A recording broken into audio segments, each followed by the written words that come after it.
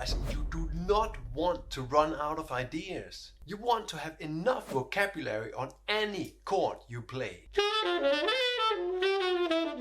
For example, when you come to the end of a 2-5-1 progression, you do not want to just hit the root, just because that's the only note you remember. You want to be able to elaborate on the whole progression of a tune. In all the material we work with as musicians, there are a lot of major 7 chords, and you do want enough vocabulary to play great on all of them. So this video is about working out your improv on major 7 chords. Let's start simple. In the example before, we ended flat on that root on the D major 7 chord. Ending on the root is not a bad thing, but if you listen to the lick I just played, it kind of sounds like the end of that tune or the end of times. And one of the easiest things to do is really just run up that arpeggio of the last chord.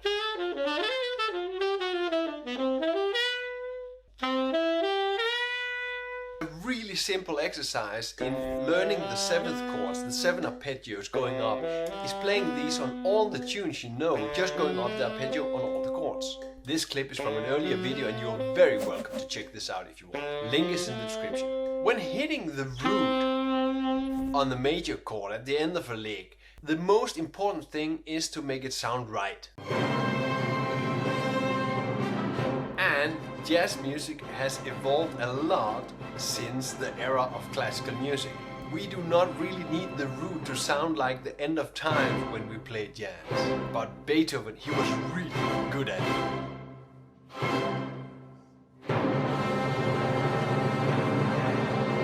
We want to take this a step further into a more jazzy sound. So instead of going up, I make a little detour going down. I basically add a 5-3-2-1 pattern from an A7 chord.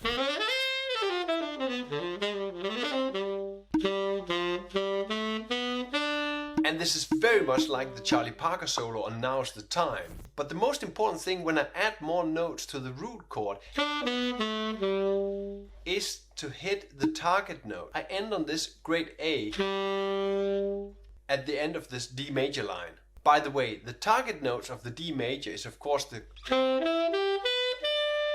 chord notes D, F sharp, A, C sharp and E. We added that E, that's the 9th, it's a very nice note. I'll continue with target notes through the whole video. This going up the major chord reminds me of a lick I once transcribed or heard or learned by heart by Dexter Gordon. One of the first solos I was checking out, There'll Never Be Another You. At the end of the theme, approaching his solo, Dexter Gordon plays this amazing lick. This combines our earlier arpeggio run with our little scale run. So adding this to our first lick, we need of course to play it in a different key. We are playing in F major now, we're going to D major. And add it to the lick. I want a more smooth transition at the end when we're going into the D major chord. We start with the break. So if we add a quarter note there.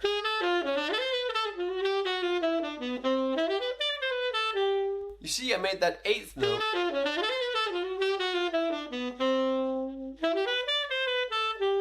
into a quarter note, and now the ending is a little bit more smooth. You can play through. Of course, if you want, you can keep that 8 note rest. Remember to be creative in this process. Feel free to change any lick. It's not like they're patterned on all these licks. You should feel free to change the licks if you want and if they fit you better. Another thing, I think it's very important you become versatile in your technique. A great way to combine your music and your licks and your technique is to take parts out of licks and add them into technical exercises. Adding these licks into a scale exercise is a great way to get your fingers moving. A bit back, you remember I mentioned target notes. To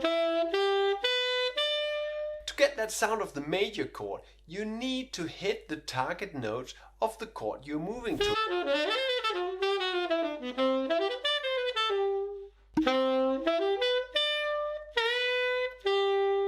so the major chord here, the tonic chord.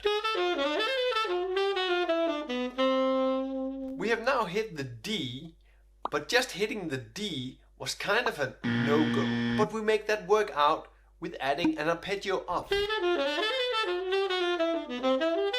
At the end of the major chord, ending on that C sharp, the major 7th. Let's take a shot at the F sharp, the 3rd of the D major chord. When knowing the target notes of every chord makes this very much easier to actually hit that target note you want to hear when you're approaching the chord you want to hit. I add the 9th chord going from the 3rd of the D major to the 9th of the D major, the F sharp, the A, the C sharp and the E. This is also an F sharp minor 7 chord. And you already practiced this chord playing the exercise we just went through. The 3rd chord is the F sharp minor 7 chord. I'll basically leave you to figure out a lick going to that F sharp. What I can suggest is play that F sharp minor 7 chord up when you hit that F sharp coming out of that little lick. I tell you, there's a lot of ways to get to that F sharp from an A7. The next note in the row of target notes, the D, the F sharp, is the A, the 5th. The 5th is the note that sounds the least as D major. Looking at the D major chord, this is also logical. The A is the target note that are furthest away from the D.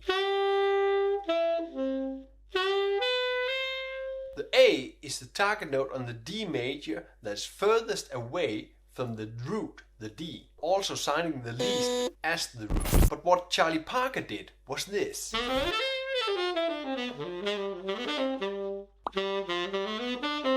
Hitting the A right on the 1, but making a move on that A7 going up the scale thing.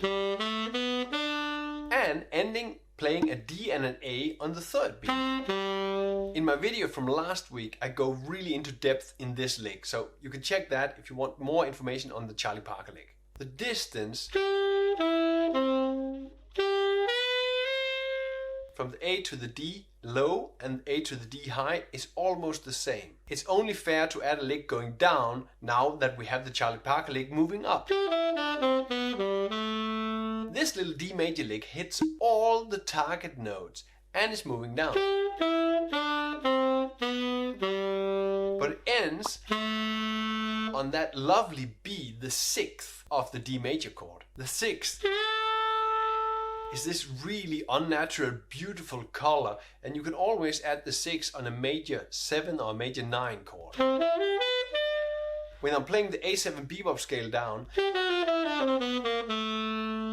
I can basically go directly on that B. It's really beautiful, I think. And adding a B minor 7 chord as an ending. Taking that B minor 7 chord from the exercise earlier.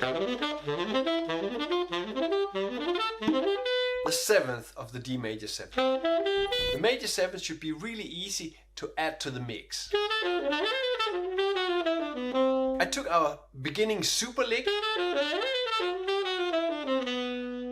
and I basically just changed one note. The C sharp to a D. And when you listen to the C sharp at the end of a line, it sounds okay. It's okay to be finished here. It's a nice standalone note. But of course, we want to take it a step further. It's easy when we end high in the chord, the D, F sharp, A, the C sharp, one of the highest notes in the chord. It's easy just to go down from the chord.